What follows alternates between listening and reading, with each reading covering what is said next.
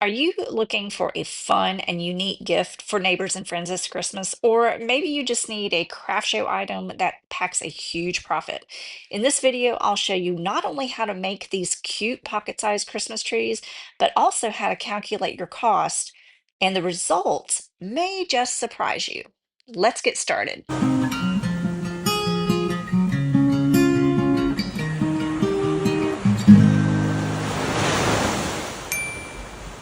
All right, the wood I'm going to be using today is raw wood. This is cedar that came out of a old house that was being demolished. I rescued it. This one may need to be fixed, but I rescued it, and it measures, let's measure it. So this measures 6 inches wide, and it is about 2 inches thick, and various lengths. So 7.5, the longest one is 8, the shortest one is right at 6 inches. And this is part of a cedar beam. So if you don't have cedar, you can use a piece of 2x6 pine that you get at the big box store. But I like the thickness for these little trees because they can sit on a countertop and they don't fall over. What you're looking for is a thick piece of wood, because the whole purpose of it is so it sits on a countertop like this. So you could use a piece of 2-inch, like 2x6 or 2x8 pine, or you could take 2 pieces and connect them together somehow, but it's the thickness that you want. And then of course they need to be miniature. So a lot of my crushed glass Christmas trees are 16, 20 inches long. But these are tiny. These are small trees. And that's what we want. So this is bare wood, and I'm making 10. I'm going to make them all different. Because this is bare wood, we need to seal it, and I'm going to use Mod Podge. I like to use Mod Podge because it's inexpensive, it dries clear, and it's easy to apply. And I don't have to wait for it to dry before I put my glass on. So I'm going to use the Mod Podge, and I'm going to apply it straight out of the bottle with a little brush. Just like that. Doesn't have to be a thick layer. Oh, that's going to be a pain.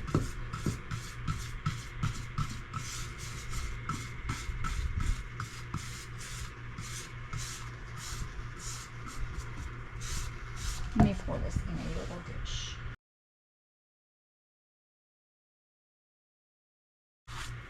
And these are actually almost dry. The reason you want to seal the wood is if you're going to be putting resin on raw wood, if you have any resin that gets onto the wood, the resin's going to soak into the wood and stain it. It leaves a dark stain. And if you're going to be covering the whole piece of wood, you're not left with that pretty shiny mirror finish.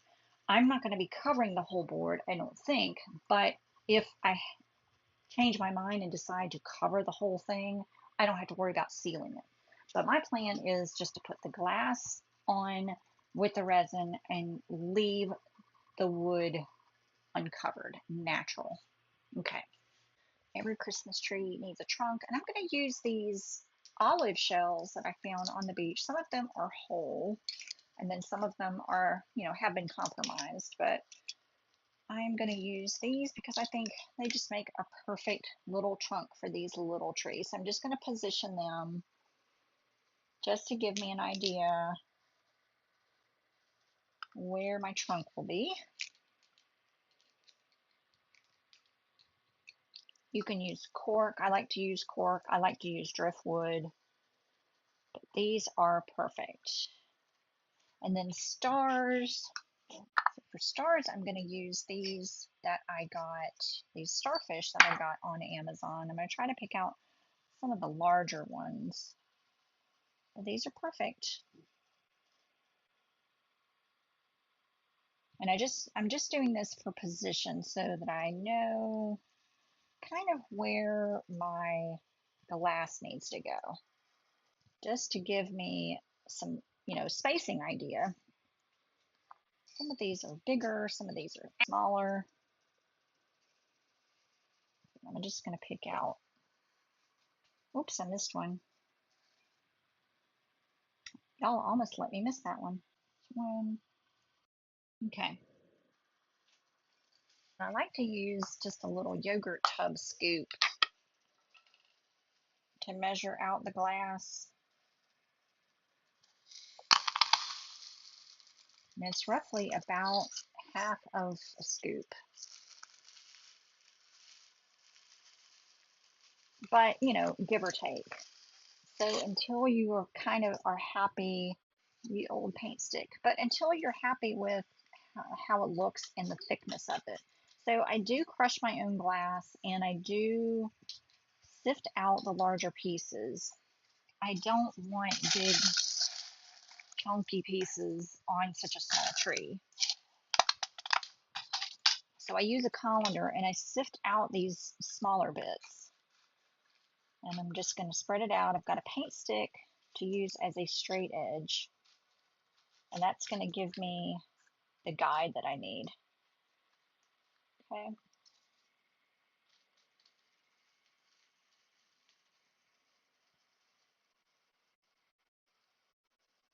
Doesn't have to be perfect, but I like that. Okay, so roughly half a scoop. I'm going to try to do 2 white with white glass, and then of course I'm going to add some embellishments.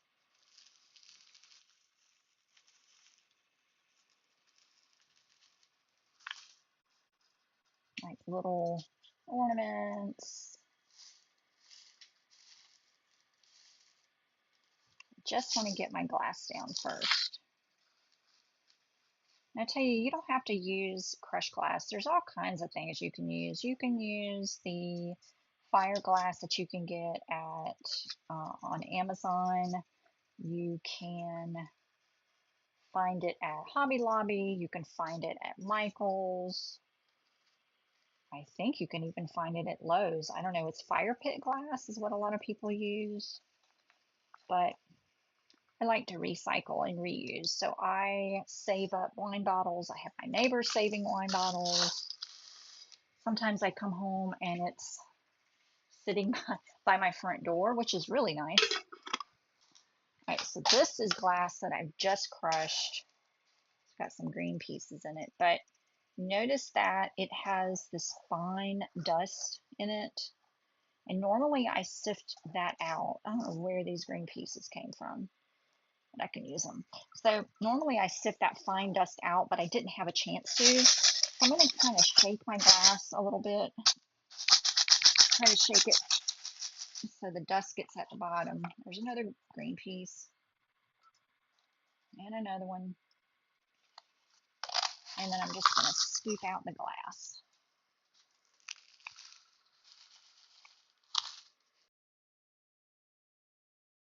I love these little trees because they sell really well at art and craft shows. And they're fun and quick to make. And this is all recycled material except for the star that I purchased on Amazon and also the resin. But a great profit margin. I'll do a breakdown at the end of the video on how much resin I used and then how to calculate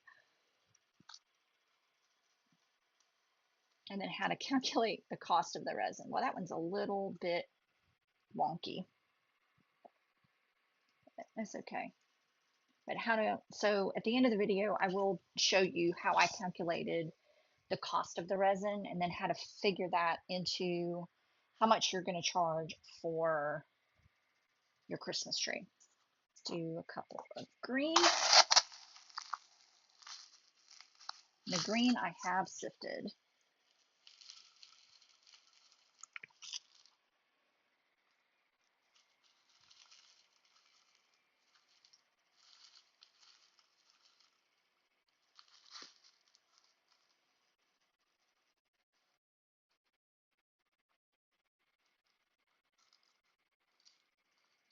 And I do like to vary the shape of them a little bit. Like this one I might make where the ends sort of dip down a little bit.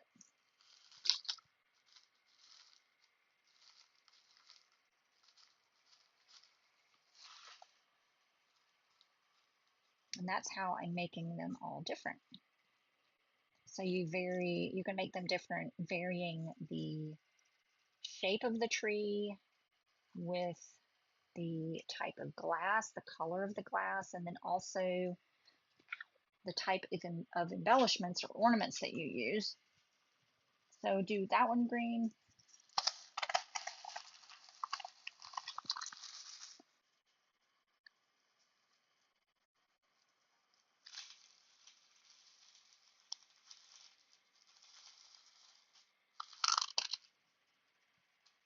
And I have a lot of, I do get a lot of comments about me handling the glass because I handle it with, you know, not with gloved hands, with bare hands. And I get questions about why I don't cut my hands. Like, why did I not cut my fingers? I'm handling the glass with bare hands. Believe it or not, the glass is not sharp. It has sharp edges for sure.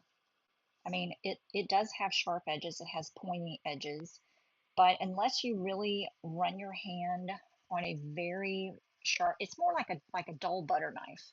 But if you get a pokey end, and if it's a sliver, you're more likely to get cut on a sliver than you are on a piece of glass like this. So you still want to be careful. I mean, just like if you were handling a knife in your kitchen, it's no more dangerous than handling a knife. And I will do 3 of each color then.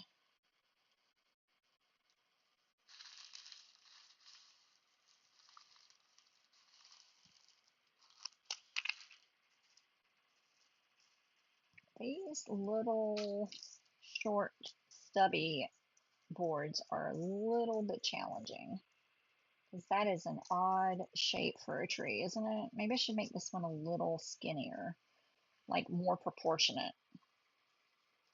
That looks better. Okay, swap that out. There we go. That is better.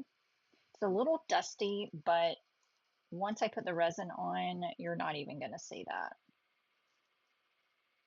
Okay, then we'll do one more blue, one more white, and then I got to figure out what to do with that one.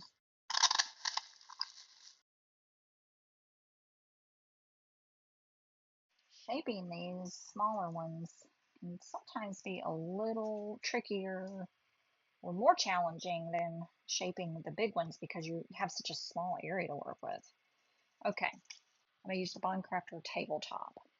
And I'm going to estimate 20 milliliters per tree. So 20 milliliters per tree, I have 10 trees, so that's 200 milliliters of resin. Now this is not a fast cure, but it is a very thick resin. So it's going to go on thick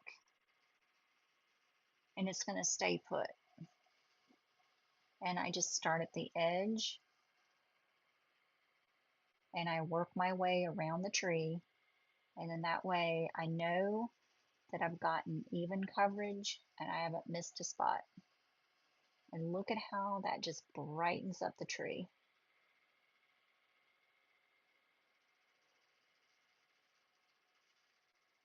Now see, I already got some seeping out, so I can wipe that up, not worried about it.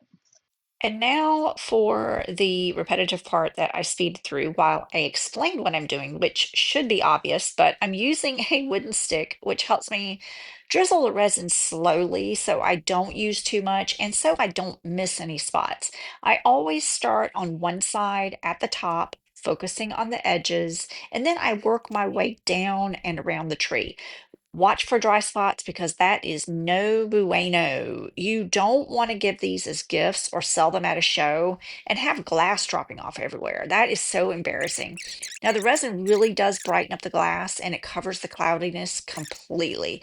The downside, though, to using this clear glass is that it does tend to disappear in the resin, especially if the pieces are very small, like I'm using. But we can fix that later with some colorful ornaments. Now, I did get some drips on the wood and I do have some resin seeping out from under the glass. So I did decide to drizzle the leftover resin all over the board, and then I spread it out with a silicone spatula. I don't normally cover the whole board when I make these little trees, but I just didn't feel like wiping up the drips.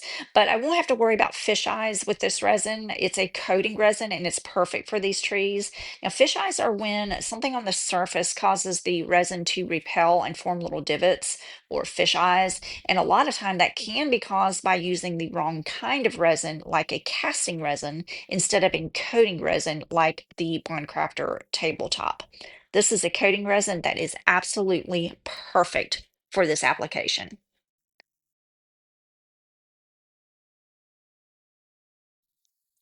And now for the fun part, and that is adding ornaments. I use a lot of seed beads that I find on Amazon, and a lot of times you can find these at the Dollar Tree.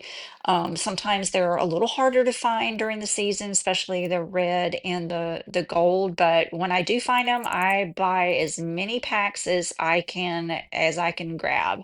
I use a lot of fake pearls that I find at thrift stores and yard sales, and I hoard them just a tiny little bit, but no one's judging me, right? Because you probably hoard craft supplies too, don't lie. But my favorite are these mermaid pearls. So I call them mermaid pearls. I find them on Amazon. They're absolutely gorgeous. Absolutely gorgeous. Whatever you use, just make sure they're small because these trees are just so tiny, they really can't take a big ornament. Now just take your stick and shape up your trees one final time. Make sure everything is in place. And now it's time to let these cure up overnight. This is not a fast set resin, and that's really the only downside to this resin, if there is a downside. And now for the pricing. Take the price of your resin and divide it by the number of ounces or milliliters. And this is going to tell you the per ounce or milliliter cost. This resin costs about 55 cents per ounce. I used 200 milliliters for all these trees, and that's equal to about 7 ounces. That's only $4 worth of resin for all 10 of these trees. The only other costs really are the beads, and it's really hard to calculate the cost of those per tree because I've collected them for a while and I use very little. So, tree.